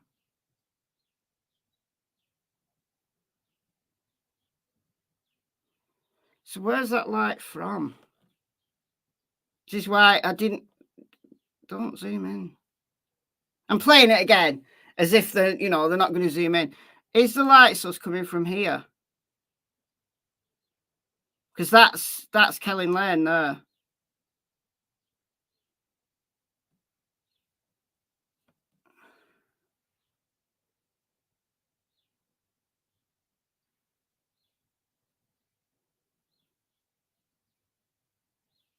There is a light source there. There. If only the person hadn't zoomed in. So what I think we're seeing is you're seeing the vehicles in this driveway, right? And then, annoying. And then you see a light source in front of these vehicles here. A light turns on here. Now that's the road. So there's not a light in the middle of the road that just suddenly turns on. But is there a car parked here with a light on? So the camera can't actually pick up the car because the camera is facing the other way. If you look, the camera's facing up Stafford. So I don't think the camera is going to pick up something on Kelling. However, what it could do, if the car is facing this way, then if it turns its front lights on, it's going to shine onto here and be picked up by that camera. Is that the car they speak of? We don't know because the time on this is stuck. You can see, look, it's stuck on 3:11 and 4 seconds. The video's playing now and the time's stuck. The time's just stuck. So we don't know what the actual time is for any of this.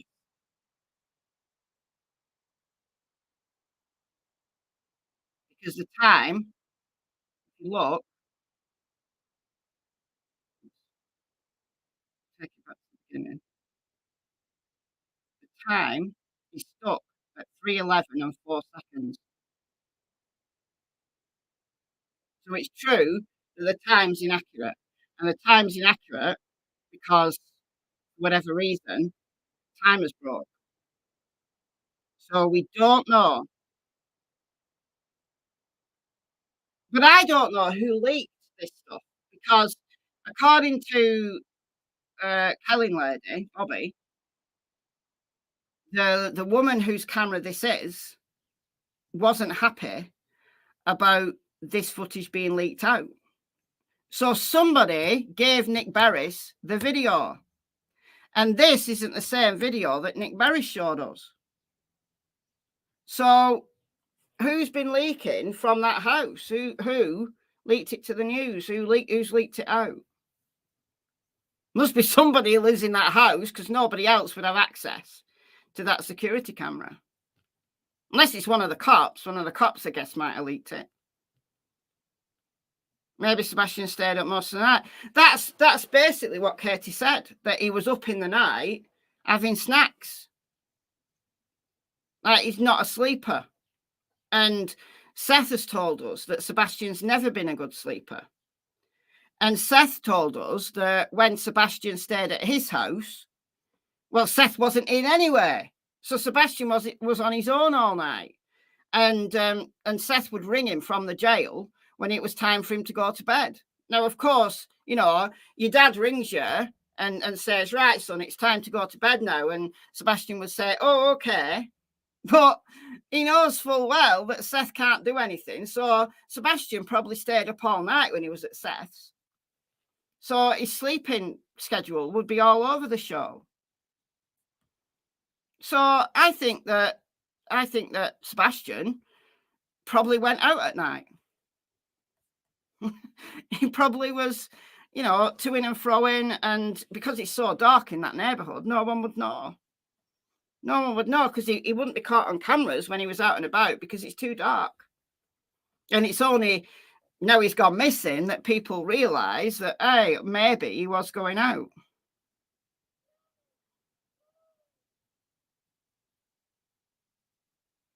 Neighbour shared the video with the neighbour from last night. So was it the neighbour from last night? So Kelly neighbour, was it her that shared it to Nick Barris? Who knows? So it's been very, very interesting. This interview, very interesting. Now, again, like I said, I think there's a lot in here that I believe that is factual, that she saw or that her kids saw, I think is factual, because it's right there. She remembers it from the day. The stuff that she's been told by other neighbours, I'm not saying is in any way a lie, but I am just putting a question mark on it because it's hearsay. But the stuff that's her opinion, let's just be very clear that an opinion is an opinion and nothing more. So everyone's entitled to that opinion, but let's not confuse opinion with fact. I think there's both in this, but it's very interesting, very interesting. But above everything, I think the timing of this is very interesting. I'm really sorry, I missed a super chat. Thank you for the $2, Shelley. That's very kind of you. Nearly missed that then. Thank you, thank you. So, yeah, let's see what comes next. I do think it's interesting, especially if it's true that she's a mod for Seth's Facebook group, for the Sebastian's Army, Seth's Team Facebook group. Because what it does is it takes the heat off Seth, doesn't it? The fact that this neighbour's come out, you know, presumably this neighbour could have contacted JLR 3 months ago and done an interview, or 2 months ago and done an interview. It's interesting timing that she's chosen to do it now, given that she's a mod on their Facebook. So that's interesting. But it doesn't negate the stuff that she said. It's just interesting. Come on, folks, hit the like button or I'll do a strip tease and you wouldn't like that. Yeah, I'll do one as well. You definitely wouldn't like that. You really wouldn't like that. You've emailed me the Facebook group screen recording to show her as admin. Oh, all right. I'll not put it up on the page if it...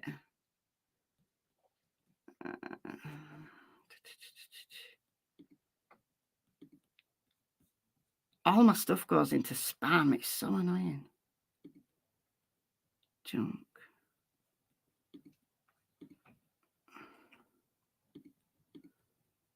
It's not showing me anything now. You've emailed me, have you?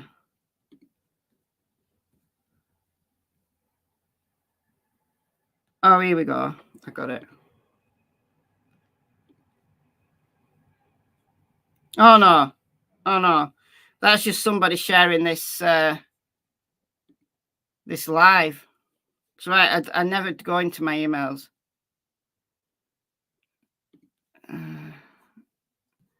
No, I don't think I've got it. Hold on.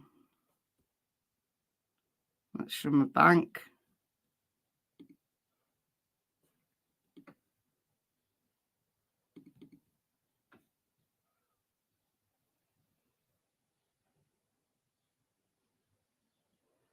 I'm in my junk now, and I've got, hello, I sent you a message a few hours ago, but no reply yet. Oh, you didn't receive it. Kindly read my letter. No, I won't kindly read your letter because you're junk. Very urgent. Yeah, all this is just spam. No, I haven't got it. I haven't got it. My emails are terrifying, though. But I believe you. I believe you. I can go and check myself anyway. That was your email, was it? I so rarely check my emails. I probably check them like once a month because I have to email my surgery once a month to put my repeat prescription in. So once a month I have to go into my emails. So I do tend to like look at some emails then, but if you've emailed me like a month previous, the chances of me ever seeing it is insane. It's just insane. My emails are just insane. You've never seen the likes of it. But if I kept on top of it, I'd never do anything else, honestly. I really wouldn't.